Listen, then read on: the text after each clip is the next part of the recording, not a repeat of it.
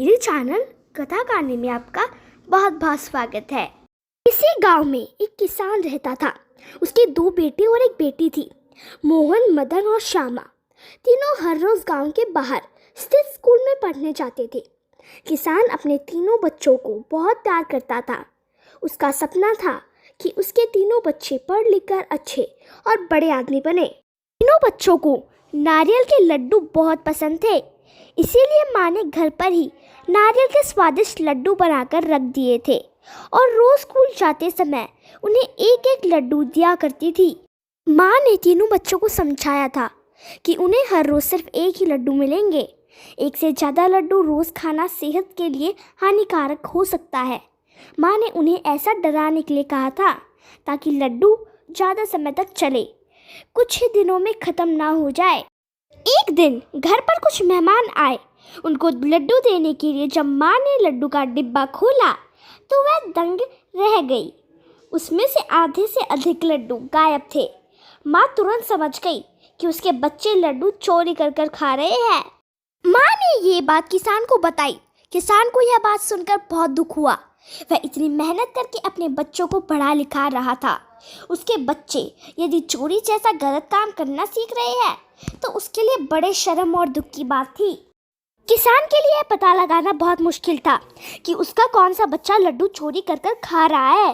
फिर अचानक किसान को एक तरकीब सूझी। उसने अपनी पत्नी को समझाया कि नारियल के लड्डू में नीम के पत्तों का रस मिला दे। किसान की पत्नी को यह तरकीब अच्छी लगी और उसने ऐसा ही किया। दोपहर के बाद जब तीनों बच्चे स्कूल से लौटकर घर आए तो माँ ने उन्हें खाना देकर गाय को चारा डालने के लिए घर से बाहर चली गई। कुछ ही समय बाद किसान का दूसरा बेटा यानी मदन घर के मुख्य द्वार पर आया। उसने दरवाजे पर ही सब खाया पिया उल्ट दिया। मोहन का चेहरा उतरा हुआ था और आंखों से खूब पानी बह रहा था। तभी किसान और उसकी पत्नी भी घर के मुख्य दरवाजे पर पहुंच गए। वे दोनों समझ गए कि उनका दूसरा बेटा मदन ही लड्डू की चोरी करके खा रहा था। माँ ने पानी से मदन का मुंह साफ कराया और घर के अंदर ले गई। किसान ने बड़े बेटे मोहन और छोटी बेटी श्यामा को मदन की करतूत बताई। उन्होंने भी पिता को बताया कि मदन हर रोज स्कूल के रास्ते में पड़ने वाले बगीचे से फल चुराकर खाता है।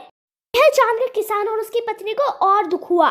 किसान ने क्रोधित होते हुए यह कहा कि कल से मदन अब स्कूल नहीं जाएगा। वह मेरे साथ खेतों में मजदूरों की तरह काम किया करेगा। यदि उसे चोर ही बनना है तो उसे पढ़ाने लिखाने से कोई फायदा नहीं है। उधर मदन की रो कर हालत खराब थी। उसको अपनी गलती का एहसास हो चुका था। उसने अपनी गलती स्वीकार कर ली। मदन ने अपने माता पिता से माफी मांगते हुए कहा कि वह आगे से कभी चोरी नहीं करेगा। पिता ने उसे समझाते हुए कहा, देखो बेटा, चोरी करोगे तो अपमान ही मिलेगा। यदि सम्मान चाहते हो तो अच्छे काम करने पड़ेंगे। अब तुम्हें खुद फैसला करना है कि तुम्हें अपमान चाहिए या सम्मान। मदन ने निश्चय किया कि वह अब ऐसा कोई काम नहीं करेगा जिससे उसके माता पिता को दुख हो या उसे अपमान मिले। उसके प्रार्थना पर किसान ने उसे क्षमा कर दिया। इसके बाद उसने कभी चोरी नहीं की। सीख: चोरी करना बहुत बुरा काम है। इससे व्यक्ति को हमेशा अपमानित होना पड़ता है। चोरी कभी ना करे।